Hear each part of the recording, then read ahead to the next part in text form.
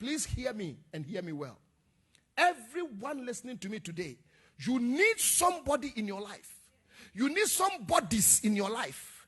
You need somebody in your team. You need somebody in your group that are not put off by your leprosy. You need a friend that is not put off by the worst in you. When they know that the worst version of you does not represent you, because there's a best version of you that can come out. That even though today you may be a fast-moving caterpillar, there's the possibility that you can become a butterfly. Am I talking to somebody today? You need somebody in your life who knows the worst about you and yet sticks with you. I know that in today's generation, relationships don't mean much. And so people have become fair weather friends. They are your friends when you like them on Facebook. They are your friends when you help them out. They are your friends when you connect them. But the moment you don't do what they want, when they want it, how they want it, they cut you off. But let me tell you, may God give you somebody who can see your leprosy in secret and yet can carry your leprosy with them to their grave and find something to help you out of your leprosy. Let me tell somebody here, your friends never need an explanation from you, and your enemies will never believe you. May God give you a friend. May God give you a friend that will stick closer than a brother.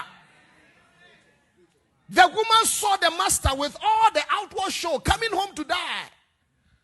She told her mistress, can you tell Papa that when they picked me up from my country, I have not forgotten my country. We represent a kingdom. And it's the kingdom of the Most High God. And so can you let Captain General Naaman know this? That in his kingdom, he has to live with this leprosy forever. But I'm coming from a kingdom that he can be healed.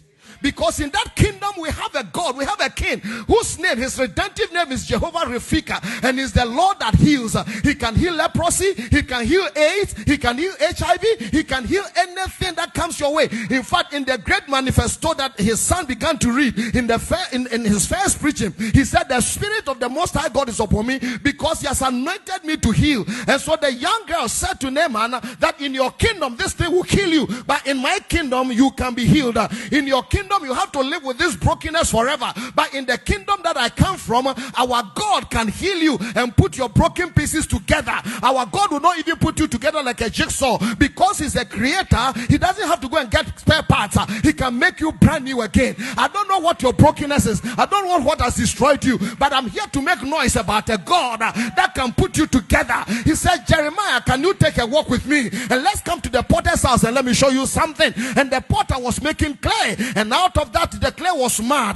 Did the potter throw it away? No. He watched the potter as the potter brought it back and put it on the potter's wheel and made it all over again according to his joy and specification. And God said that if a potter, a human one, can do this, I the Lord cannot not do that with you. Listen, your brokenness is not forever. They are laughing at you, but there's a healer. They are laughing at you, but there's somebody that can put you together again. He can put your life together again. He can bring the joy into your life again. He can bring the honey into your bitterness again. Our God can fix you. Yes, the woman said, in your kingdom, you have to scratch until you die. But when you come into my kingdom, my God can turn your situation around. And instead of an itching party, you have a praise party to the glory of Almighty God. I am talking about the clash of kingdoms. I say, I'm talking about the clash of kingdoms.